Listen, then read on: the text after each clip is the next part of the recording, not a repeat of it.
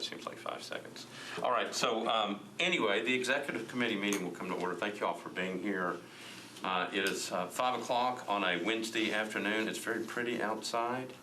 Here comes Mr. Parker.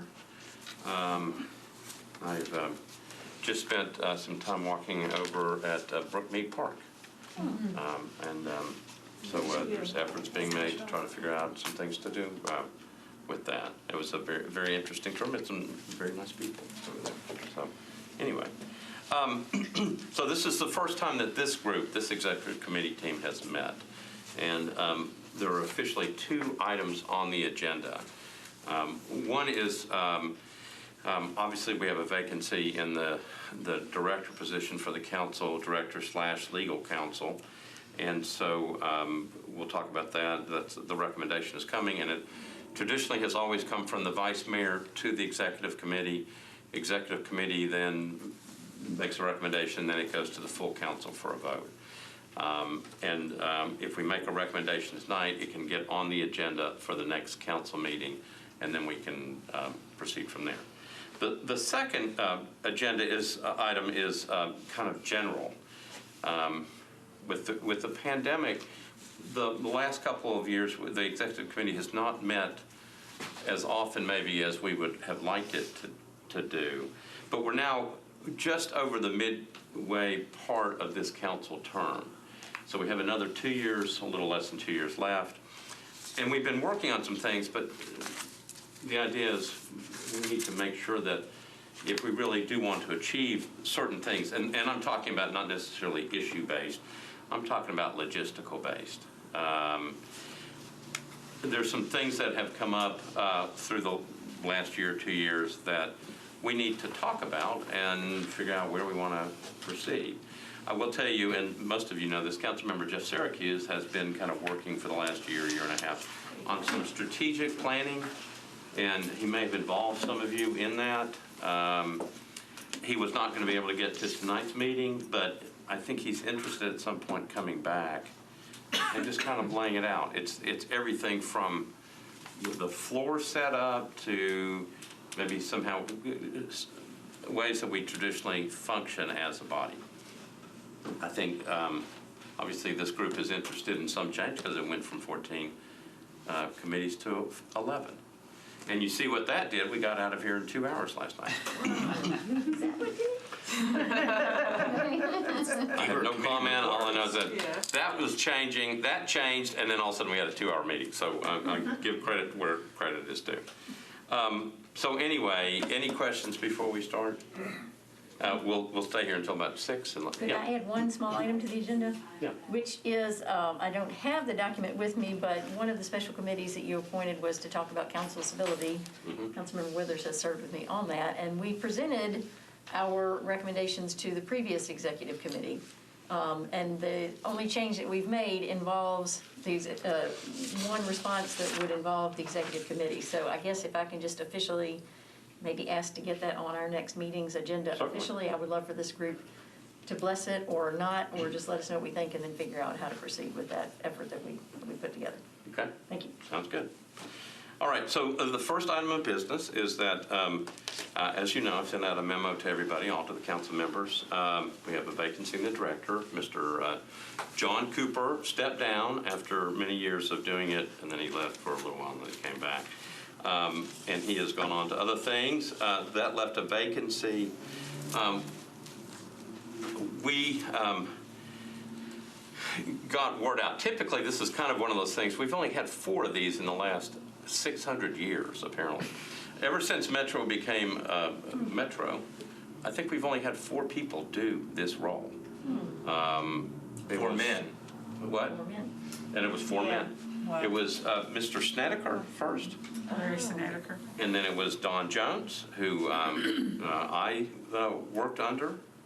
I guess that's the right way, because he told me what to do as a council member. No, Don Jones served many, many years, and then he trained John Cooper.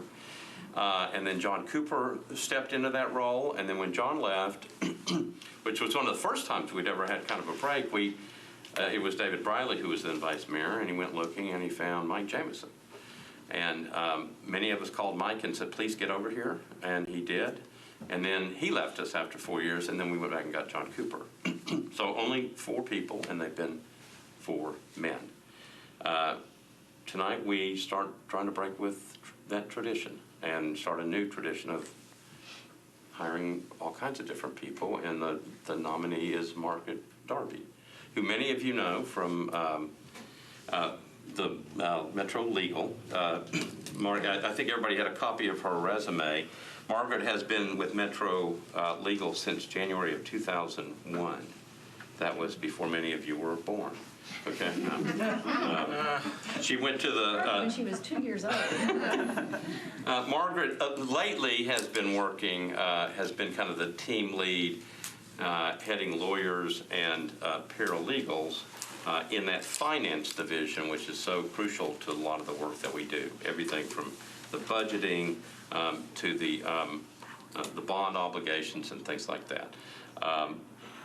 I think we are fortunate, and Delisha, you're welcome to sit up here. Just grab a chair and sit up at the table. I don't think she wants to sit next to me. I really don't, My favorite person to sit but again, senior attorney, supervisor of a team of attorneys and paralegals, representation, legal advice, contract negotiation, and legislative drafting. Okay? I will say that we have been very, very fortunate over the last couple of months to have Hannah in that role. Danielle has been a tremendous help. Rosie, everybody, Maria, everybody kind of chimed in together to help.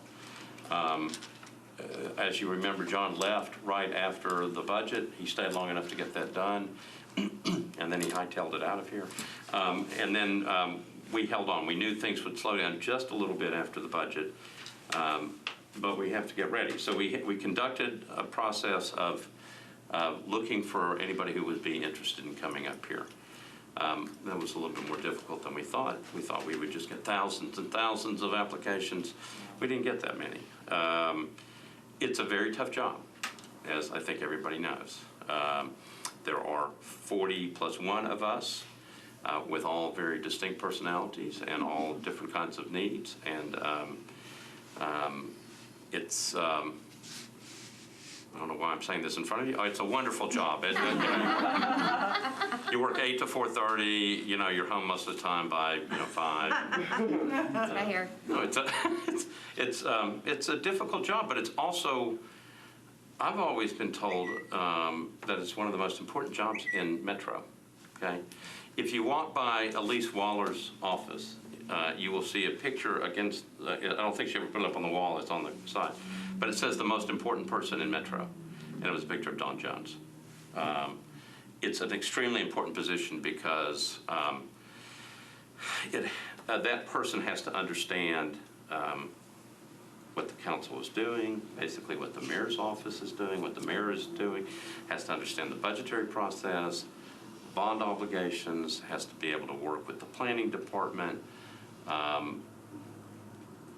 and in many ways helps to kind of set, with the help of the council, how stuff gets crafted to set the agenda that this body wants to do. Very, very important. We typically, at least in the time that I've been around, have had 2 attorneys. We've got Hannah on staff. When we went looking, Margaret's name came up.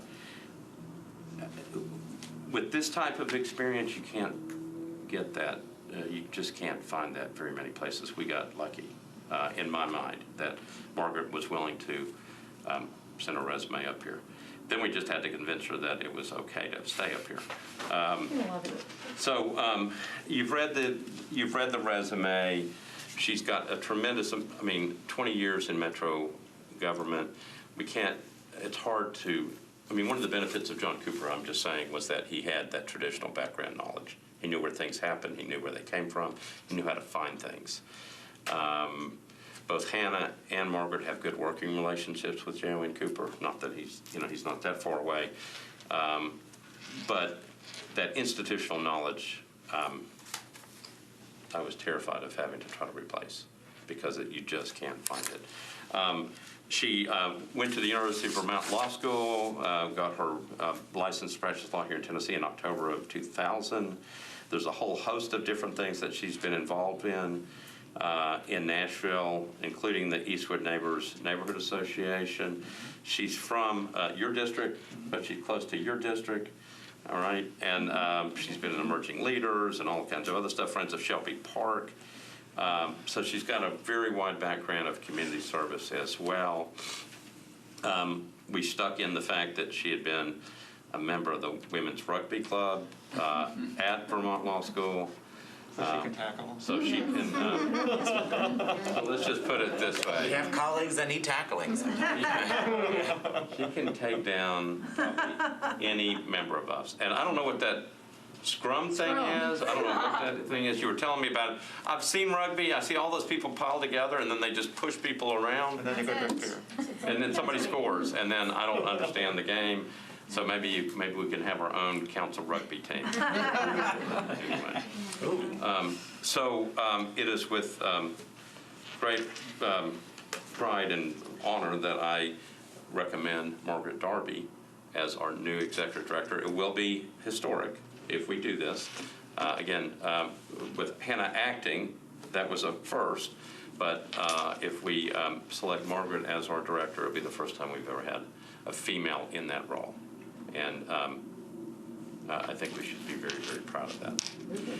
So I'm going to open it up for questions. Margaret is here. Margaret, do you have anything to say first? And then we'll just throw some questions out, and then we'll see if anybody has anything else they want to ask you. I didn't have anything planned or prepared to say, but I'm happy to be and honored to be considered for the position. I've been a public servant for 20 years, as Jim just said a bunch of times.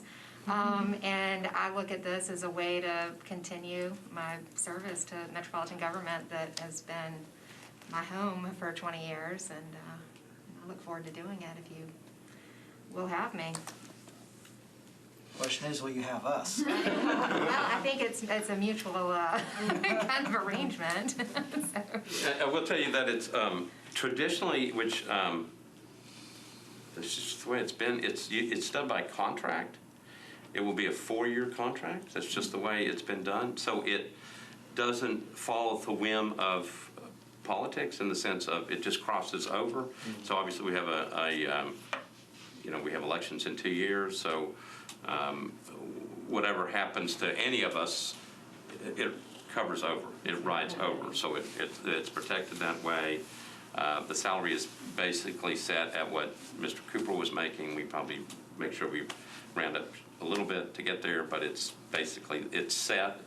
The terms are basically set in terms of what the responsibilities are. Margaret's been around; she understands what that means. I think you all did a good job last night of showing her that we can get through in 2 hours, which is That's why At every meeting. I mean, you all follow the script that I gave you. That was great. We got out in 2 hours, so that's what we usually stay until about 8:30, and then we're home. But I think Margaret understands. She's been around here long enough to understand what this role means. Okay. Other questions? Over here.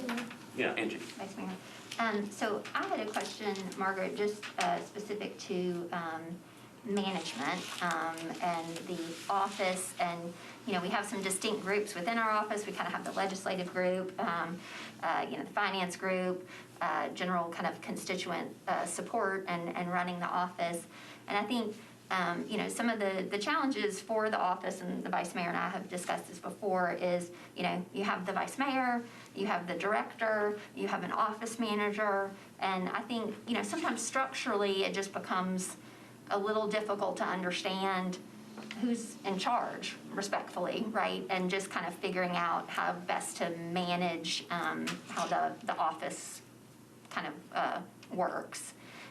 Can you share, or I think, we'll have time through this transition to speak about that some more, but can you speak to just kind of managerial acumen, like what you envision or have seen of this office as far as, we've spoken to, there's only been a few people in this role, and, as Vice Mayor said, the job description is fairly set, but I absolutely think at these sort of transition times, it's a good time to sort of look at, is this the best way to do it? And I didn't know if you had any thoughts in that regard or could speak to the managerial piece of it. Well, I've given that a lot of thought.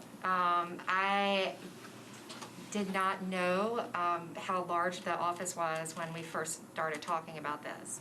And there's still people in the office that I have yet to meet. But what, my idea is when starting a new position is to, learn the ground that's already been laid, learn what's there already. Really, I plan to speak with everybody and, kind of gauge what the efficiencies are in the office and how things work, and then try to determine if changes are needed or, how that might work out. Of course, I would run those past, I think the vice mayor is kind of while I would be the director of the office, I believe the vice mayor kind of oversees what goes on there as well. And so my plan is not to come in and make any drastic changes to the office. I think the people that have been there a while have been doing a great job from what I can tell. So, but I do plan to come in and, examine it and evaluate it and see what efficiencies are there, what could be better, what is absolutely working, and go with that. And Vice Mayor, then can I just ask, how would you foresee then, and I respect and appreciate that so much because we have to listen to staff and everybody's got their kind of ideas and input and what they've seen work and not work over many years. That institutional memory that you speak to is so important. How would you envision then, if in time, after listening to everyone and kind of seeing the workflow, if you were to suggest changes, you would confer with the Vice Mayor, but Vice Mayor and Margaret, how would you see that involving the council body and the executive committee to effectuate some of that change potentially? Yeah, I'll start, and then Margaret can, because Margaret is obviously new to this. Yeah. Part of this is what I said at the beginning, and that is we're kind of a little past that mid-year term, but we've got 2 years left. Just giving people, new members, a chance to kind of see how we operate, the good and the bad. It's been very difficult with the pandemic to actually sit down as much and talk, and I think that's why Jeff Syracuse, the Councilmember Syracuse, has been working on it, but you all know how difficult your time is. I mean, it's busy, but it gives us a chance right now, particularly with someone new coming in, so when we do this, to take another look at this and actually start implementing. I think what you're asking, I think, is that, and I meant to mention this, if this is all approved, Margaret has been asked to stay downstairs until January 1st because they're going to have to try to replace her. So as we go into the holidays, we'll get through the holidays. If we have a holiday party, we would invite her. But it does give her a chance to have lunch with some of you individually, only one person. We could have some more of these meetings. I think Jeff is interested in bringing some of the rest of you into some discussions. It gives us a good time to take another look. Now, would I implement without talking to you all? I think the idea is, changes we bring in here and we talk about them and see if these are things that you want to do. Great. Okay? Thank you. And again, Margaret is coming in, one of the good things is she coming in fresh into an office and she gets to see how it works. Both the good and the bad. So I think this is not necessarily a bad time to look at some change.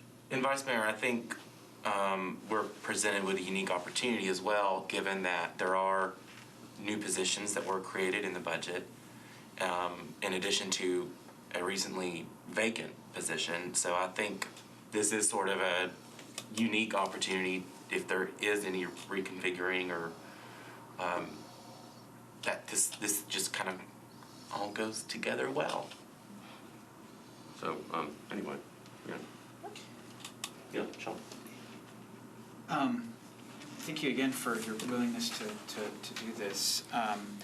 I wanted to just get, if you have any initial thoughts, this might be a thing where you kind of would like to, feel out the landscape and have conversations with members and whatnot before you sort of had an approach. But, I worked with J.O.N. Cooper and then Hannah in this role, but I've talked with other members and former members about the relationships that they had with the council director. And I guess sort of like, you have, in that role, I imagine you have responsibilities toward the metropolitan government, toward the council, and then to individual members. And sort of, I guess my question is, do you have any sense of like what, I've heard that in the past, directors had very different styles with regards to that, in terms of like, were they acting in the interests of the council, or were they acting in the interests of the council member that they were working with on a given thing? And again, that might, I understand if that's like maybe not something you're super prepared to speak much to at this moment, but I just wondered if you had any thoughts about that and your approach. And I imagine you've talked extensively with some of our former directors as well. I know both former directors, recent directors very well. I have given that some thought. There's, as an attorney, I have certain ethical obligations to, my client. I've been working with Metro for 20 plus years, and I have always advised the people within the metropolitan government that the client is the metropolitan government. It's an organizational client, and there are specific ethical rules that relate to organizational clients. And I think that those would apply here as well, that the client would be the council, and the individual members obviously would have confidentiality and conversations with me, but that the representation would be to the Metropolitan Council. Thank you. And if circumstances demanded again, how quickly can you recite 40 members? I mean, fingers crossed, we never have to go back to that, because the meetings will be very long. I did not have that skill that John Cooper has. Someone may have saved it as a ringtone. Use later. I'm sure he's got it somewhere recorded. Oh, gosh. Many times over. We'll get the recording and play it. But no, thank you for the explanation of your perspective on that. Thank you. Other questions? Felicia, you're certainly welcome to, you're representing the minority caucus in this role. Okay. Questions? This is a good time to ask. Yeah, Felicia. Since you brought up representation of the minority caucus, I know that there are some positions that need to be filled in the office. Do you have any plans of how you may possibly diversify the makeup of the office, or recruiting possibly minority candidates for those positions?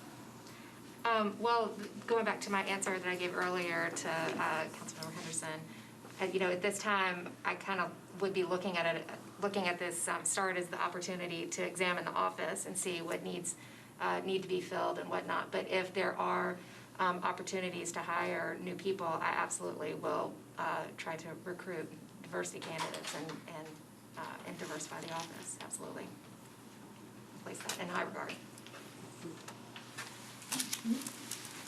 Brett. I was going to say, Margaret and I have known each other for many years. She was my predecessor as the Eastwood Neighbors president. Do you consider that a positive or? Well, yeah. I think I coerced you into becoming the president. Yeah, That's how it worked. You're sitting here today because she convinced you. But I know that District 6 is a very vocal district and has been for a long time, and still is in some ways. The Eastwood, our neighborhood that we live in of Eastwood is a very laid-back neighborhood overall generally, but I do want to say that Margaret was, I was coming into the neighborhood and Margaret was much more involved during a time in Eastwood when we actually had a lot of pretty fierce debate about a conservation overlay being initiated and sort of expanded at that time. And we do have some strong personalities even in Eastwood, although we don't spill the dirty laundry as much as some other neighborhoods do.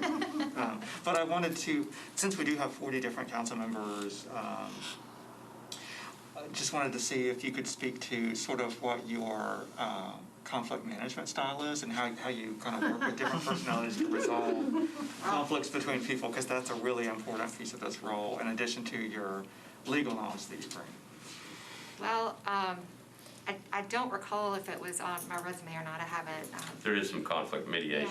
Yeah. So when I was in law school, and granted that was, just a few years ago, I did some mediation in the courts up in Vermont, and so I think I have a pretty good handle on conflict resolution.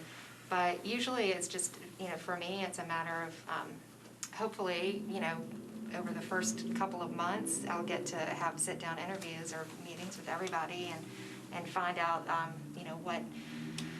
get to have that one-on-one conversation and learn about everybody. And so, when it comes to conflict management, or if hopefully there never are conflicts between the members, I would plan to use, the information that I know about everybody and just be able to talk it out. I mean, that's how I generally approach things, is to try to talk it out and lay it out on the table.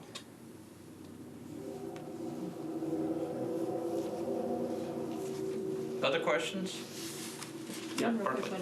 one. I know very much about your strengths in financial matters, going all the way back to collecting taxes from short-term rental. We were just getting started in that big unknown. So I think maybe there's some catch-up to do on the zoning piece of that. So you've got through the end of the year to become an expert on that and how to punch the buttons on the microphones, which is also really important for committee chairs to be able to coach them. I mean, can you just kind of speak to how you plan to build up that part of your resume? Well, it is going to be trying to, it'll be going back to the law school days and picking up my planning and zoning books. I'm sure the things have changed, but try to re-trigger some of those memories. Okay. I have, reached out to the director of planning. I plan to sit down with her and have some conversations, and she's been very gracious enough to offer some assistance. And she's, I talked about we would look forward to working with one another. But yes, that is an area that I do have to bone up on, and I think that will be, a little bit of a learning curve, but I plan to get there. Great way to spend the holidays. Yes. Good old chapter 17. I'll give a plug as well, Title for Margaret, 17. having served as a A neighborhood neighborhood, president, well, when we that's very had good, some yeah. contentious zoning things in our neighborhood, I mean, I found you were very effective at leading discussions on zoning at that time, so. You're That's not- great training. You're not starting from scratch. It's not, no, it's not from scratch, but it's definitely an area that I haven't focused on as much as finance, correct? I have total confidence. Thank you. Other questions? Obviously, Taneka and Tanya have come in, and we went over Ms. Darby's resume. We talked about her ability to play rugby and get this council in shape. And we talked about her years of experience and what she's been doing, and council members have been asking questions, just basically about different things. Angie had asked a question about how some of the things we've been working about the council office, if there were changes, recommendations, things like that. How do we go about doing those things? So it's been kind of a hodgepodge of questions. So other questions? Do you all have anything for Margaret? When is the last time you came to a council meeting and stayed till the end? Last night? Usually I count myself lucky as getting to be one of the people that goes home early when I walk down the tunnel and see all the cars there. I'm happy that I'm getting to leave. So I couldn't tell you the last time I was at a council meeting till the very end. Last night I was here, I think after consent agenda was read, and then I left. But no, budget and finance meetings, I definitely stayed through to the end. But last year, during the budget meetings and approving the budget ordinance, I stayed on till the very end. And Even in the first one in June 2020, where we were there till 5:15 in the morning? I've stayed on very. Well done. Yeah, no, I was. You got to be a trooper to hang through that. Well, I mean, it was online, and I was certainly laying down watching the meeting, but yes, I was on. Okay, thank you. That's some dedication. I was worried some question might come up that I needed to answer, so I was there. But Vice Mayor, I'm late. I like to always make an appearance, so. You did a good job, and your phone was ringing, Yeah, so we so all Attorney noticed you Darby, weren't. I don't know if she didn't present to the committee that the work that she helped us with the Blue Ribbon Commission. I don't know if you presented that, but she really kept us, Councilman Ali may remember that as well. She really kept us on task as it related to that. So, would love to have you. I will state that, and you can get us back on task. because a lot of work was done with that Blue Ribbon Commission, and we've we've steered, we have steered away from that, and it could be a lot of reasons. We can sit here and say as to why. I had an extensive conversation with a colleague here today that I won't put him or her on the spot, and it was conveyed about just the passion as it relates to us being policymakers and effectuating change. A lot of that which came from the work from the Blue Ribbon Commission. And what that was were a lot of great citizens, former council members, the entities from the judicial side, the public safety side. A lot of people came to be part of the Blue Ribbon Commission, not just from Nashville. We had influence from cities that had been bankrupt as it related to their pensions. It's a whole slew of things where we got a lot of information from, and she was really instrumental in that, in keeping that commission on task. So that's all I have to add, Vice Mayor. And I apologize for being a little tardy. That's okay. I have a question. How do you plan on grooming your successor? Because that's something a really good leader should do, is be looking for who's going to take your place. And I have no idea how old you are, but but that would be something I'd be wondering. I think she's 21 or older.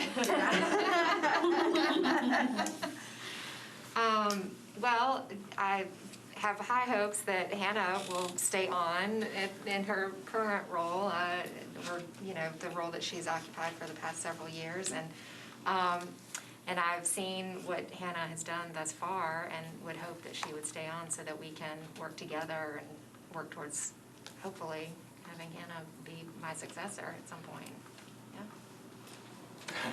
Hannah's sitting there like, no way. Maybe we can block all the job sites for me. I thought you said block all the doors so she can't do it. All right, other questions for Ms. Darby? All right, so the way we do this is we take a vote, and I'll need a motion from. I move approval.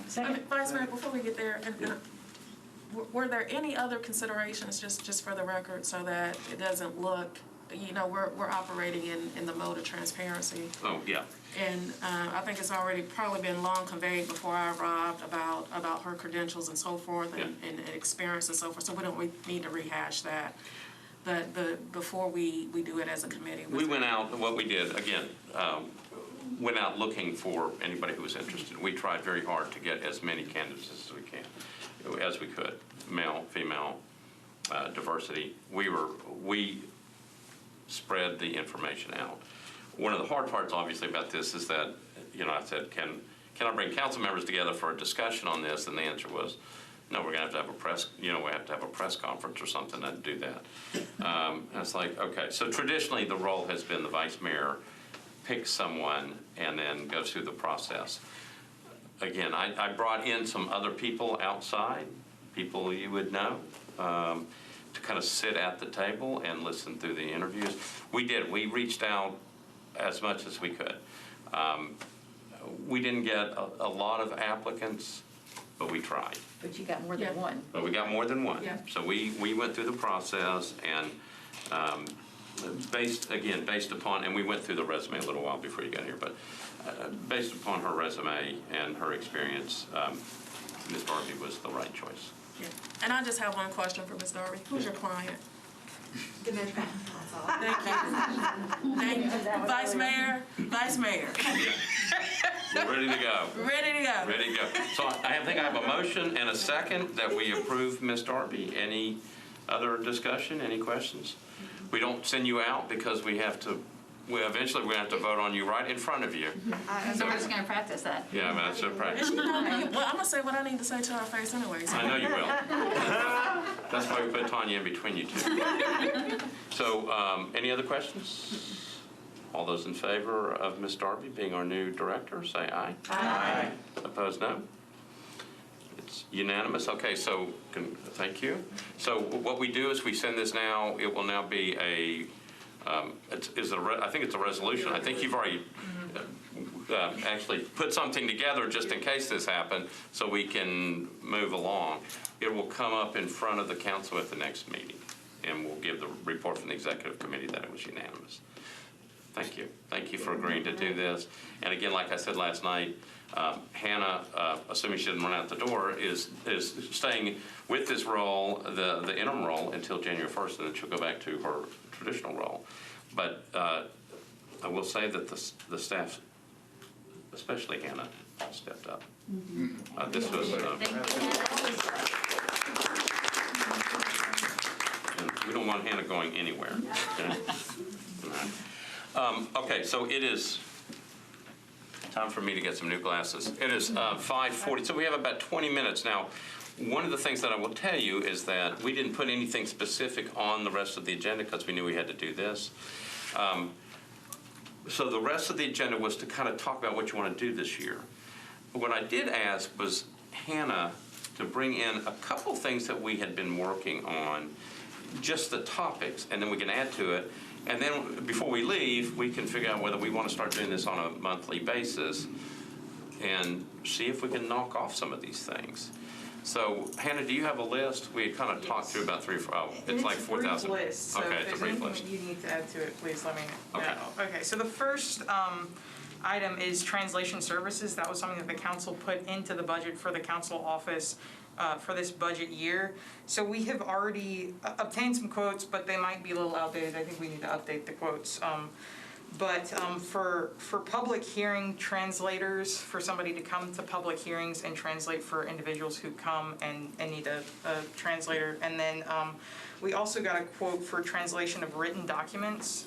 And kind of thinking through that issue, that would not be newsletters. It would be things that our office would normally prepare. So we would not prepare, your newsletters for you. So we would also not translate your newsletters for your constituents. And then also looking into whether Spanish closed captionings would be possible. So we got some information just this week from Metro Nashville Network about whether that's a possibility. And it sounds like, at least for online streaming, that will be a possibility. The question is, how much will it cost? So we're expecting a quote on that this week. And we'll see kind of what that entails. Do you remember how much money was put in the budget for that? I believe it was 50. It was around 55. 50,000. Okay. 50,000. Did you 15 or 50? 50. 50. Thank you. And just to check, I think our Hispanic population is about 10% of the population, is that right? Oh, I don't have it off the top of my head. I was thinking it was 60, 30, 10. I mean, is there any other constituency? Could be more. I think the Spanish is by far the largest language spoken other than English in Nashville. Okay. Ms. Lee has her hand up. I'm trying to follow procedure. That's fine. I lost control of this a long time ago. Yeah, and I'm all about stickling trying to. Yeah. But my question actually is what you started to ask, because I was going to ask about the things that you have looked what's in the budget, because my area has a very large Kurdish population and a very large Egyptian population. So when we're looking at translators for the meetings and we're looking for documentation translators, are we only looking at Spanish or were we, go ahead. Yeah, so we were really looking for Spanish translation, but we can look for other types of translation. And if you could let me know what languages and then also what you think would be the most beneficial, whether it's all of these categories or just, if closed captioning is something that's, important, we're happy to look into that as well. I'm not sure, and it might be a different question to ask MNN, if we could do English and Spanish closed captioning, if we could then add a third language, but that's definitely something we can check into, third, fourth, fifth. I mean, it would just depend on the technological capabilities. Yeah, because I was thinking for a translator, okay, I understand that's money and stuff, so I don't know how we look at that. But when we're actually translating documents or having the closed caption and stuff, you may be able to do something else that wouldn't be as expensive. I don't know. Like I said, I have a large Kurdish and a large Egyptian. I will say that, surprisingly, I do think that the translation of written documents was much more expensive than actually having an in-person translator come to the meeting. I think because it's one person for a dedicated amount of time, 2 hours. Now, when you're talking about translating per word, you're paying per word, and so that really adds up quickly if you've got a long document. Wow. Yeah. So when you all do this, when we look at this, it may be good to find somebody in the community to kind of talk to them to get some help. I mean, y'all might not need it. You may have everything under control and know where all the stuff is. But I would think that would just be a good idea. And they may be able to tell you something, or if you reach out to that community. And because I went to a church and they had, because I'm ignorant about this, they had English, but I think they had Egyptian and something else. So I don't know what the something else is that both groups can understand the something else or not. I don't know. But I think, please, I would say look into it. And to just kind of piggyback off of that, we have mainly been looking at the contracts that Metro currently has with translation services. That's really what we've been pursuing to get quotes, since those are existing contracts that other departments in Metro use. Thank you. Thank you, sir. Councilmember Henderson and then Councilmember Hancock. And I think that was my question. So if you look at the social media of the health department, right? When is the testing? Subsequent tweet, Kurdish or Spanish, Kurdish, in whatever order. So I guess I'm wanting to understand how, we need what we need as an office. Like you might want your flyer if you have a big zoning meeting that touches an area that has a large Egyptian population, and if you're going to put up a flyer in community center, or maybe that's something that's printed. But I notice online now that there's sort of automated captioning. Obviously, it's somewhat flawed. Like you can kind of see when you're reading along, like, oops. But I've been pleasantly surprised. Like they'll miss it once, and then when the word is said again, they get it right. It's not ideal, but I would be interested. Just kind of understand the landscape, right? So there is a individual person coming to a meeting translating.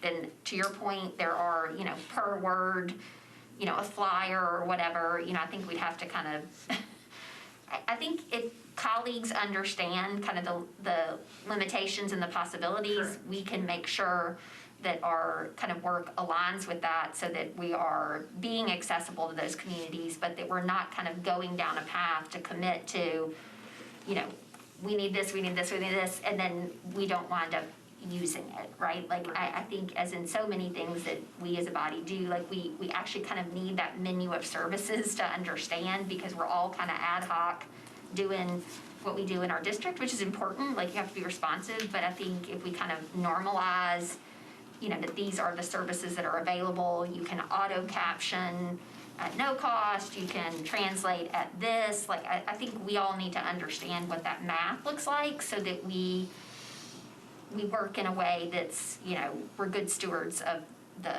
what we put into the budget. Sure. So. Yeah. Absolutely. Okay. Councilmember Hancock. So I'll add to the Twitter thing. I don't think that's as necessary. I mean, I follow a ton of Bulgarians, and I just click translate this tweet, and then it shows me it in English. And if you have a phone dedicated in Spanish, and if you're following the health department and see their tweet, you'll get a thing that says translate to Spanish. They can just click it, and it'll be done. So I think that's pretty good. But I do think what we would have to keep in mind with council meetings and with in-person translators, I've worked with in-person translators a lot in my time overseas, is you have to know that you need the translation. So if you know that there's a group that's going to come and talk about a specific zoning item, and you know that they mostly speak Spanish, then we have to schedule that in advance. Right. And if we have an Egyptian group, or if we have a Kurdish group, it's not going to be the same person that we're scheduling it with, and we can't just schedule them all and have them come just in case, because that's going to exceed the $50,000 quickly. But so we'll just have to do a lot of communication and with the staff and with our constituents, and have some sort of deadline, just like we have a deadline when they register for public comment period, like we did on Tuesday. Yeah. Thank you, Vice Mayor. So, to Councilwoman Hancock's point is that it's not just translation in itself. You also have different dialects as well. So, we all are representative of a school board district, well, a school system rather. There's 130 different languages. So we won't even get into the nuances of dialects as that.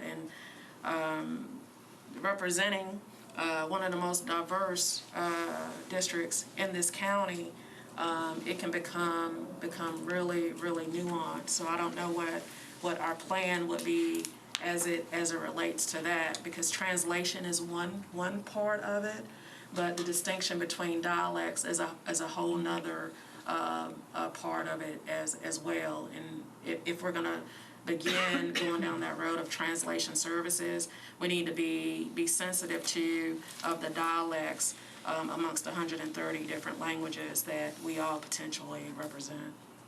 We're gonna need more money in our budget. Councilmember Porterfield. Hey, just put it out there, Vice Mayor. I'm just gonna do Councilmember Porterfield and then Councilmember Parker. Thank you, Vice Mayor. Thank you for giving me the opportunity to speak. I think two things to consider. One, I believe there's a type of service. I believe some of our advocacy groups have access to it, but there's a system where you can actually rent, and it's like the person is listening to headphones, and the translation services are broadcast to the individual with headphones on. So if you have 3 people in the audience and one person speaks Spanish, one person speaks Kurdish, one person speaks Arabic, everyone has their own headphones on and it's translated in their language. That could potentially cut down on costs because you're not having however the system works, you may not have to have like all these individual people there translating out loud, which could be a distraction. One thing that I think we should consider with the translation services, if we want our government to be accessible to everyone, if we don't require people, if just me as a constituent and as a resident, I don't have to sign up to come to a council meeting, I just show up to a council meeting. And I think if we have it where we're saying, okay, if we have a Hispanic group coming or a Kurdish group coming, they need to sign up in advance in order to get translation services, that could become a deterrent or a barrier for people coming to the meetings. Right now, we don't see a lot of diversity in attendance, but if people, what comes first, the chicken or the egg, right? If they come to the meeting and they can't understand what we're saying, they have no reason to come to the meeting. But if they know that services are being provided, then we can start having more individuals come into the meeting. So I think we just want to be very sensitive in our efforts to make sure that we're providing the services, that we want to make sure that we're doing so in the most equitable manner and that we're not unintentionally creating barriers. Yeah. Point well taken. Okay. Councilmember Parker. So I'm afraid I'm going to have to go here. I have to speak at something at 6, but I wanted to make a note about the translation stuff and then also go out of order just to put something out there to the body. Sure. Go ahead. So we talked a little bit about leaning on council members to know when there's a constituency that might need the services, and I think that's good. That can be informative, but thankfully in this term, the members seem very much harmonious with wanting to hear out their constituents and whatnot. But it's very easy to imagine a scenario where a council member might not prepare their community appropriately or notify the council staff appropriately. Not that anybody on this body would do that, but I think there has to, if we're going to go that route where it's like as requested or as needed, then there needs to be an ability for the constituents to request it as well, just as kind of a fail-safe. And then the other thing, this is for later to sort of add to the list, something that I've been wanting to have a discussion about is, under what circumstances can legislation be amended on third reading in accordance with the rules? And I know we've talked about this, and so I don't have a proposal ready or anything, but I think it's something. I mean, last night, there were there's a situation where there were lobbyists in the hallway encouraging council members to use a procedural maneuver to block amendments to a member's amendments that the sponsor wished to apply. And I'm not saying that that's why anybody objected, but to me, it's an opportunity to give a little too much leverage to these outside groups potentially. So I think that revisiting how that rule works, I think is valuable, and I don't want to go too far out of order. I know I went out of order with that, but I do have to go. That's okay. I'm sorry. I think it's well taken. So let me go to Councilmember Wells first, and I'll come back. Okay. I think that's really interesting, but I'm trying to understand what our actual goal is as we're doing this. Because the one thing about live translation services is it's not available to anybody after the fact. So if somebody goes up to the Nashville network to watch the, like, you have to be there. This is your only opportunity to avail yourself of that, to hear the discussion and the meeting in a language other than English. So that maybe looking at things like captioning or whatever is a better thing in the long term, because that is there and saved and people can access it later after. Or even if we had to, it could be captioned after the fact. If people can't be there that night, it can be captioned after the fact, and you can just go in and add stuff in SAP. It's a bottom level of, digital broadcast and whatever. But I just want to make sure that we're not just doing it so that we're still being inequitable because people have to be there that night right then and there. Otherwise, it's all completely inaccessible again. So I think we need to be really clear about what we want our goal to be with these translation services, so that they're widely spread and widely available after the fact, if that makes sense. Can I ask a question about that? Yeah, I'm trying to, I can't remember if you were after, I try to go in order. So I know that Councilmember Porterfield was after you. Yeah. Were you before her? I don't know. Okay. I put my hand up when she did, then I took it back because I saw her hand up. So I'll be real fast. Okay, be real fast. I just want something for you to put on the list. I'm not bringing it up now at all, but as we're talking about the different things, Yeah. I want us to maybe get to a point where we're also talking about a sign language. Okay. That's all. I was about to say Yes, that among the languages, that's, yeah. Okay, So this way, my and question then, about okay. the captioning, I think that's a great point and a question too, because when you watch captioning on TV, you choose it on your TV, and you choose it live. You choose whether you're going to watch it with the Spanish caption or the Bulgarian caption or whatnot. But then after it's not live, does your TV still allow you to choose the caption? When we have the recording up on YouTube, YouTube doesn't allow you to choose the caption. So it's not like the recording shows both captions and you can't see the people anymore because it's going to list all the different languages we translate it to or whatnot. So that would be an interesting question for the service as to could they provide separate recordings with the captions? I think that, well, I could be wrong, but I mean, I do think that YouTube allows you to, I don't know if it allows you to caption in different languages, but I do think that I think there may be a way to save the caption in there, but I also think that there might be a way to get, so you're right, it is live, but I wonder too if there would be a way to maybe even like record and then store it somehow. YouTube captions. Like if we could upload 5 different council meetings, one I think council that meeting might English, be an council meeting option. Spanish, And council we meeting really Korean. just need, monitors where we were actually doing the different captions in all the different languages and saving that feed and then uploading. So it's one big, here it is in all these languages, and it's a little logistical. Yeah, there's a lot of moving pieces. Right, and it's like very technical, but I do think that it's like, I don't know. I think that it kind of is separate from the actual recording, if that makes sense, kind of like, like an audio track would be. Okay. Councilmember Porterfield. 2 really quick things. I so appreciate the nuance of this conversation and that everyone is so committed to this conversation. I think this is just a beautiful place to be.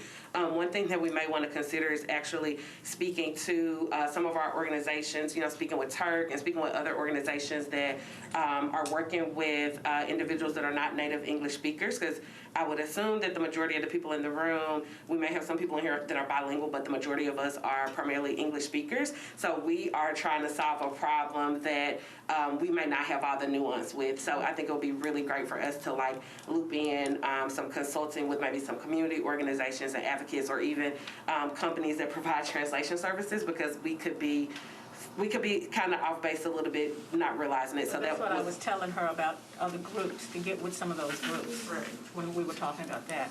I do have one more thing to add just about the closed captioning. So we did talk to MNN, and so for the Comcast broadcast, they will not allow for a second closed captioning. So they don't have a choice for closed captioning. But when you stream it online on Nashville.gov, it will allow for 2 captions. It might allow for more, but definitely for 2. Okay. And you had a second point. The second point, thank you so much. That was to Councilmember Parker's point, and I know he had to leave, but I think it would be great if we had clarity around lobbyists being back here, because I don't know that sometimes lobbyists that are back here I don't think they're always registered lobbyists that are back here. And there are some times when we are kind of getting accosted trying to get into the council chambers. And so that may be a great thing for us to have some clarity around who's allowed back here, when they're allowed back here. I think there's something in the rules. It is. It is, But but I don't know. it's being kind of During on, committee meetings, anybody's allowed back here, you know, lobbyists or otherwise, but on the And the general floor. public as well, right? Do I? The general public as well. Right, right, exactly, yeah, anybody. Anybody. Williamson County people, whatever. That's Right, exactly. Yeah, Chairs but on the public floor during I think it's an hour before the council meeting begins, there is no one except for basically designated staff. they're allowed on the chamber. In the chamber on the floor. And what is the procedure when there are individuals on the floor? Because sometimes there are individuals that are not media and that are not council members and they're not Let staff. someone on our staff know and we can get this Okay. removed, yeah. So to that point, one time, we had a lot of people that were, kind of getting louder and things, and my son was here, and one of the senior staff from the mayor's office suggested I have the security guard watch my son. And I was like, well, isn't this door locked? Well, it has the ability to lock, but everyone was worried that if we shut that door, the council members would get mad that they had to bring their badge if they wanted to go to the bathroom. But I think for safety purposes and to prevent lobbyists during council meeting times, if we just close that door that requires the badge reading between the clerk's office and this, that would prevent anyone that's not supposed to be here from being here, and it would be safer. We want to take a look at that. Let me go to Councilmember Henderson. Okay, this is on a different topic from the lobbyist conversation, if that's okay with the folks. Have we moved away from the translation for a minute? Or are we back on the It translation? is not on the translation. Okay, It's just- that's fine. Yeah. Okay, so I know we're going to bring the translation stuff back. So And the we'll have last, quotes to share. the last few minutes, I know we're almost running out of time. Other things that we want to kind of put on the table. Go ahead. I wanted to, just in a kind of a minor space, but particular to kind of budget and resources for council members. I know we've had some discussion previously about subscriptions. As I understood it in this last budget cycle, I know there's been a little bit of confusion because it was like Nashville Business Journal didn't even have a group subscription, or, I think we all as council members, to the extent that we are able personally, want to support local news and, subscribe to the Tennessean and so forth. But, the Nashville Business Journal, the Nashville Post that has a politics, I find myself invariably, and I appreciate staff's help, I send the thing and I say, here's the link, could you send me the text to this? Because it is relevant to our policy work. And so, we're asking on an individual basis to have that sent to us, but I just think there's still some confusion around what can be done, what subscription we have, to whom do you direct that question to get that. But I think, from a resource standpoint, for 40 of us to individually, if we are or aren't able financially to subscribe to this business journal, this thing, especially at the local level where there's touching on policy, I would like us to get to a place where we're really clear that we have funded through our budget, that the office has a subscription to, and I think, getting input from colleagues, but, the Nashville Business Journal, the Nashville Post, because of their political coverage, and that council members are very clear on, this is how you get access to those articles, this is to whom you send it, because I think there's some confusion around that a little bit. And then, Vice Mayor, as well, from a budgetary perspective, wanting to kind of understand, I know in lean times, we have moved away from attending conferences, National League of Cities. I know this time around, the National League of Cities is online, which I think, affords us some opportunities. I hope they'll continue to do that, so we won't necessarily all have to get on a plane and go somewhere in future days, dare to dream. But I do feel like we learned so much. I know National League of Cities had a specific policy focus on preemption, right? We, as I often share with folks, second most preemptive legislature in the United States of America after Texas. We all legislate in that space. And so there are things that other cities are dealing with, whether, with short-term rental policy, maybe other cities are dealing with transportainment.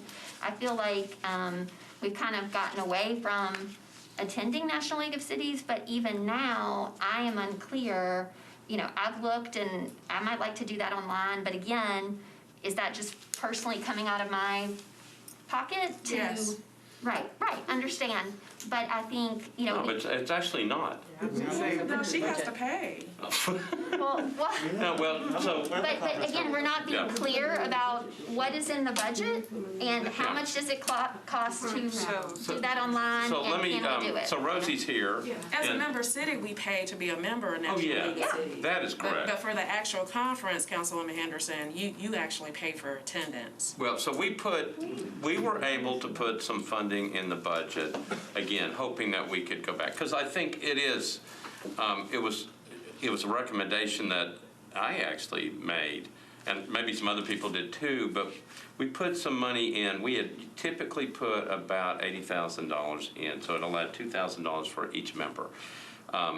I will always say that I think it's very important that if you can go to something, you do it. It allowed for basically one trip. That National League of Cities conference, I think, is tremendous because you meet other council members, and there is a tremendous amount. The preemption thing, I remember that being discussed because it was relevant to everything that we're doing. Can we So- send out a communication about that to the council Sure. now before that meeting? Yeah. But a happens? different number, right? Because it's $750 this year, not 2,000. With whatever that. No, it's It's 2,000 this year. 2,000 per It is? council member, but the cost of National League of Cities decided to go virtual. So it was gonna, I forget where it was gonna be, Salt Lake City or But that's not someplace. the only thing people can go to. No, there's a whole list, and then if you find something that's even relevant, I mean, we don't want to send you to, we're not gonna send you to campaign school. That's not what we do with But that. if there's a walk-bike policy But if there's conference or something like that. But if there's yeah. a thing that's relevant, you can talk to me. You send it through Rosie, it comes to me, and it's like, sure. So, yeah, we can send something out, but there is money in the budget to pay For for this fiscal year. this Right, fiscal and I year, think the one we're in right Vice now. Mayor, respectfully, nobody knows that, right? And so Okay. the conference is coming up like in a week or two, and nobody knows, do we have 2,000, is it 750? Like Yeah. There's send an the elected link, women's here's the official conference online, in you can do Memphis, November this. 8th. We'll get something out right We away. had just a list for them to go by. We discussed using the same list in previous years, and that didn't include that. So I don't know if you want to change that or not, it's fine. It's a Like typical list, TML. but it has language in it that says, look, if it's not on this list and it's Right. something you think is relevant, It's relevant to tell policy, Rosie, right. we'll just double check. Because We err on the side of, we're not gonna send you to certain things. We're not gonna send you to Paris to, Hopefully not to QAnon school. yeah, but we were gonna send you to places that are relevant to the thing, so we'll get that out. And that money does not roll over? No, it It's does not. No. Yeah. I'm sorry. I'm acting like this is my meeting, Vice Mayor. I'm sorry. It's okay, go ahead. So, Vice Mayor, I'm gonna pivot also, like Councilwoman Henderson did as well. Just to bring before the committee that our primary vendor for trash collection has declared bankruptcy. We talked about this. So, So did did I that miss just it? happen, so I'm getting messages from John Honeysucker? So did that happen today? Yeah, but so as a EC, that could potentially be an immediate impact because contractually, if they chose not to, they don't have to pick up any more trash effective today, Okay. if they chose to. So this is So- typically not an issue-based committee, it's logistical Yeah, and, but we have the budget chair here, so But this we is do a have the budgetary. budget chair. Yeah, so this is a budgetary issue, because in the event that that department may need to come forward and bring a supplement, which, just for those that may not know, we don't have the fleet, as a city, for trash collection. We don't have the fleet. So if we're gonna to invoke some type of emergency contingency, that would require metro action on behalf of not just the chair, but the budget committee and the council as a whole for some type of budgetary supplement so that we can continue with operations of trash collection. And why I wanted to bring that up is because that's one of the things that for the people that elected us, they see immediately. Like they know when their trash is not collected immediately. And contractually, just to give some background, we've been knowing this has been stewing for the last 2.5 years. And as whatever, we don't have contingencies in place. So that's why I thought it was important to bring it before the EDC with the budget year as well. Councilmember Allen? So that she's not caught off guard in the event where she's put in a position to have to defend.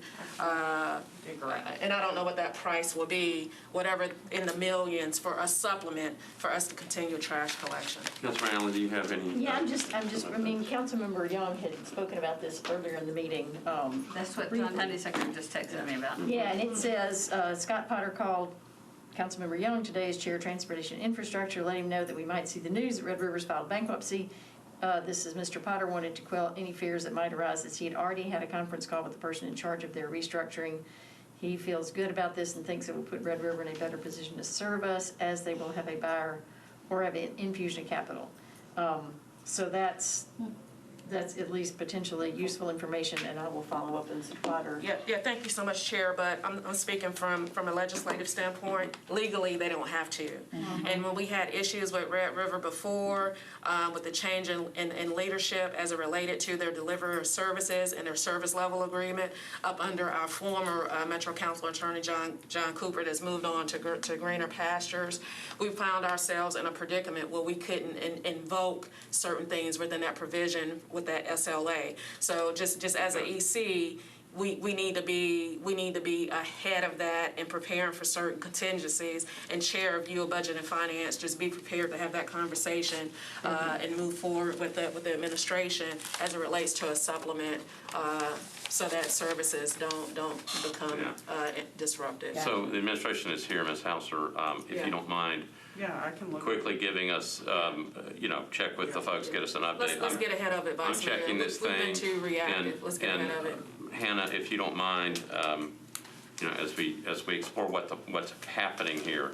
So obviously, Mr. Honeysucker is texting and calling all of us right now. Vice Mayor, let's get some fleets and sir, just we need to have a contingency.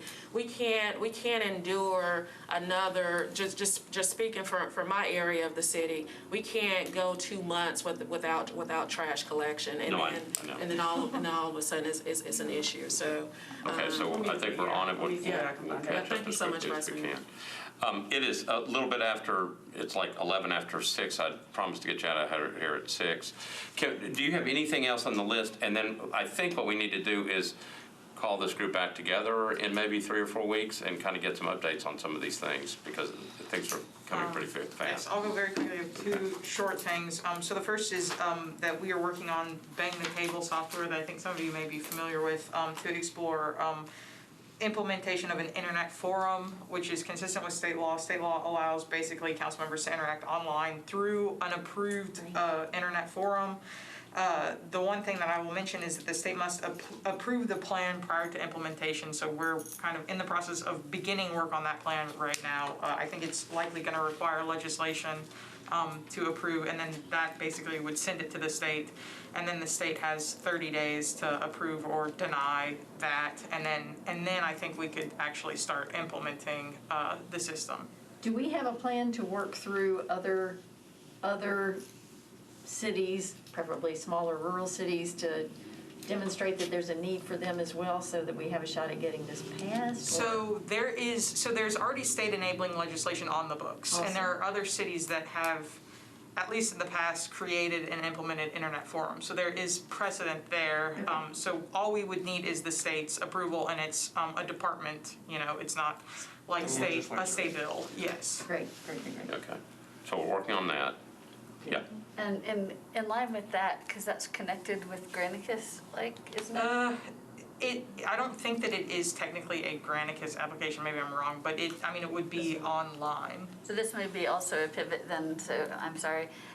But if we could figure out how to move away from the paper ballots, because we've invested so much money in this electronic system, and it does have the ability to vote for 2 people, call them yes or no, and you can vote for 3 people, you have the abstain. Who wants to be no? I know, but I'm confident that it has the ability to type things in, and we can type them in, and it doesn't take very long, but it takes a long time.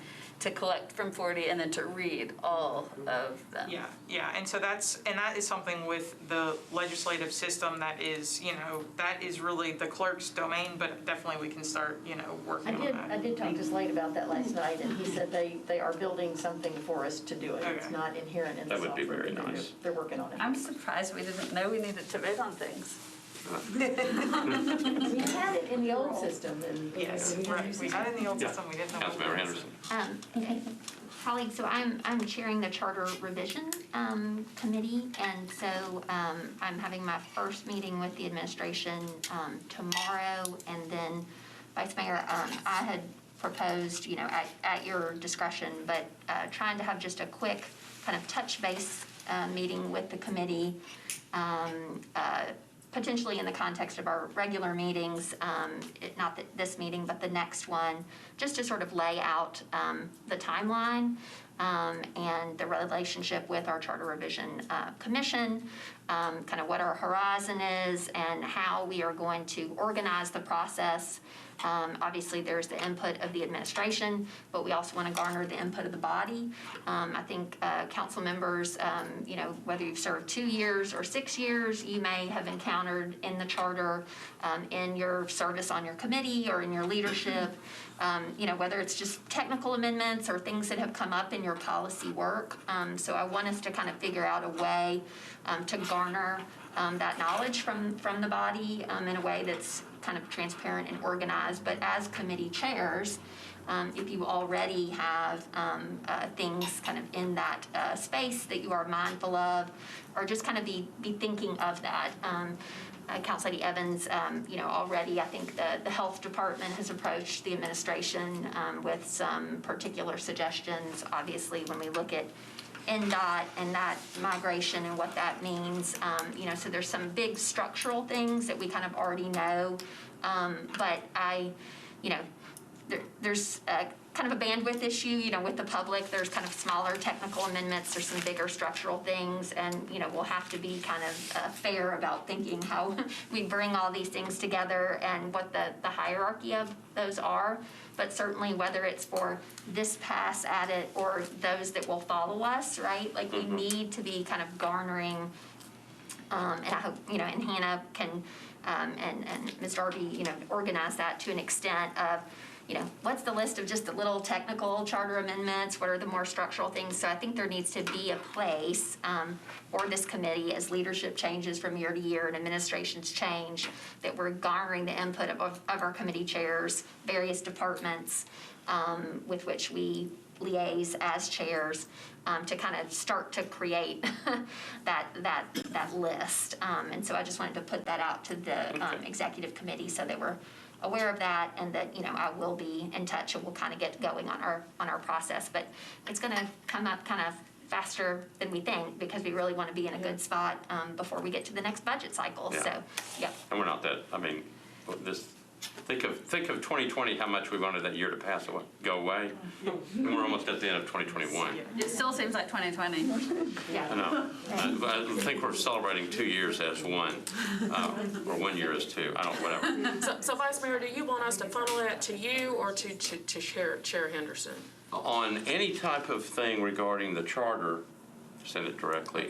Yeah. Well, How do you want? I think- well, it should go through legal for legal purposes, Yeah. but then it should go to the Right. chair. I think if you will please, if you have, Hannah, if you might suggest, I think we're going to need to kind of establish, what we're asking for, what are those parameters, to whom it goes. So there will be a communication to the body, but just as I'll make committee sure. chairs, I want you to go ahead and be thinking of it or mindful of it. But we will put something out to the full body that says, please send them to this is the parameters, this is the timeline. But yes, in the meantime, if you have any suggestions specific to charter, I guess if you would send it to Hannah and she can aggregate it, and then that'll just inform what we're doing. Okay. Yeah.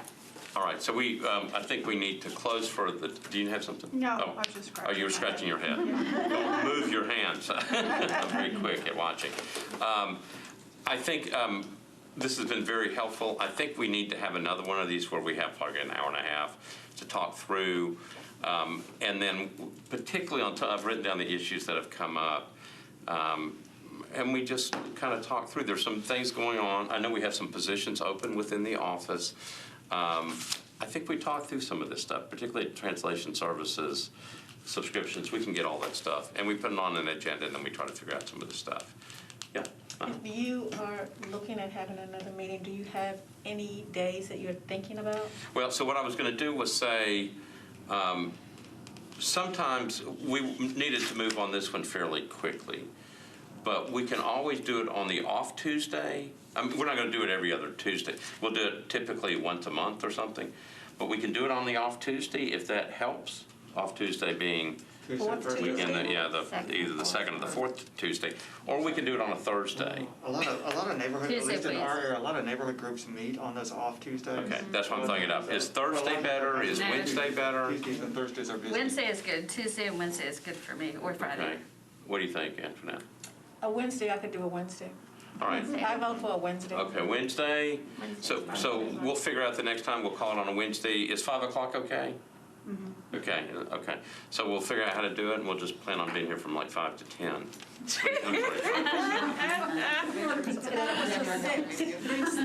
supposed to be 6, but you know. Vice Mayor, you did very well. You did Okay, very well. thank you. Do I have a motion to Doctor will adjourn? give you a 15-minute motion. I got a motion second and cut off Tanaka. I put this meeting over. Thank you very much. Thank you. Okay, so, we asked if you're talking about.